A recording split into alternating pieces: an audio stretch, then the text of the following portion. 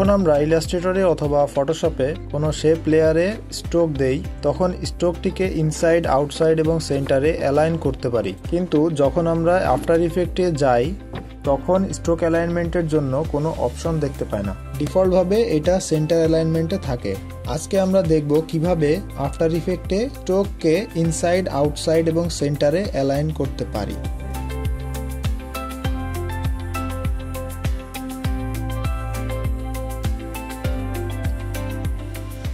শুরুতে আমরা একটি রেক্ট্যাঙ্গেল নিয়ে নেব যার ফিল কালার থাকবে নান এবং স্ট্রোক কালার থাকবে সলিড এবং স্ট্রোকের কালার হবে রেড অথবা যে কোনো একটি কালার নিলে হবে। আমরা স্ট্রোকের উইথ দেব 50 পিক্সেল। এরপরে আমরা রেক্ট্যাঙ্গেল টুলের উপরে ডাবল ক্লিক করলে আমাদের একটি রেক্ট্যাঙ্গেল ক্রিয়েট হবে।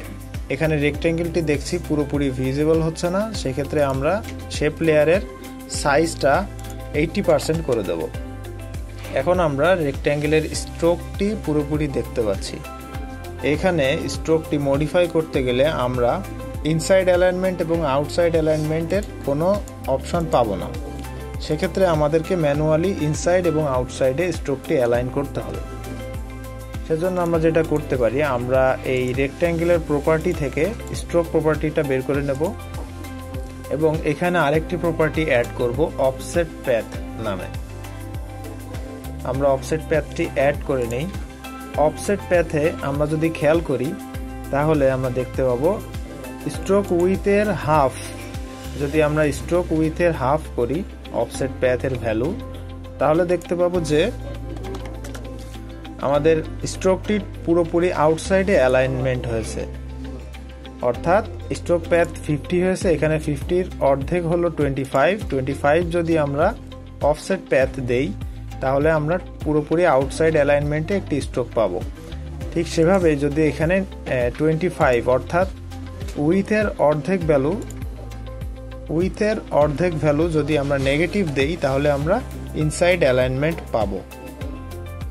যদি এখন আমরা আমাদের সুবিধা মতো স্ট্রোকের উইথটা চেঞ্জ করি তাহলে আমাদের অফসেট ভ্যালুটা ফিক্স থাকতেছে, এটা চেঞ্জ হচ্ছে না।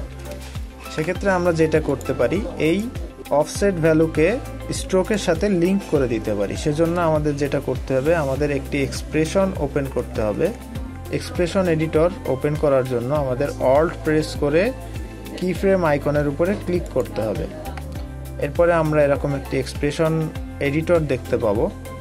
এখন আমাদের এই পিক উইথ টুলটা পিক করে আমাদের স্ট্রোক উইথের সাথে লিঙ্ক করে দিতে হবে। এখন আমরা এখানে স্ট্রোক উইথটা চলে এসছে, দেখতে পাচ্ছি যে content rectangle 1, content stroke 1, stroke with.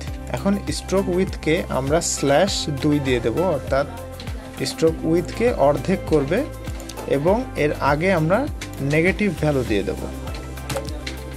দিয়ে এখন যদি আমরা এটা অ্যাপ্লাই করি তাহলে দেখতে পাবো আমাদের স্ট্রোক উইথ চেঞ্জ করার সাথে সাথে আমাদের অফসেট প্যাথও চেঞ্জ হচ্ছে ইনসাইডের দিকে। যদি আমরা আউটসাইড অ্যালাইনমেন্ট চাই সেক্ষেত্রে আমরা এখান থেকে নেগেটিভটা উঠাই দেব। এখন যদি আমরা এখানে চেঞ্জ করি স্ট্রোক উইথ, তাহলে আমরা আউটসাইড অ্যালাইনমেন্ট পাবো। তো এভাবে আমাদের ম্যানুয়ালি স্ট্রোকের অ্যালাইনমেন্ট সেট করতে হয়। যদি আমরা সেন্টার অ্যালাইনমেন্ট চাই সেক্ষেত্রে আমাদের অফসেট প্যাথ 0 করে দিতে হবে, অর্থাৎ অফসেট প্যাথটা ডিলিট করে দিলেই চলবে। তো এই ছিল আজকে আমাদের ভিডিও। দেখার জন্য অনেক ধন্যবাদ। সবাই ভালো থাকবেন।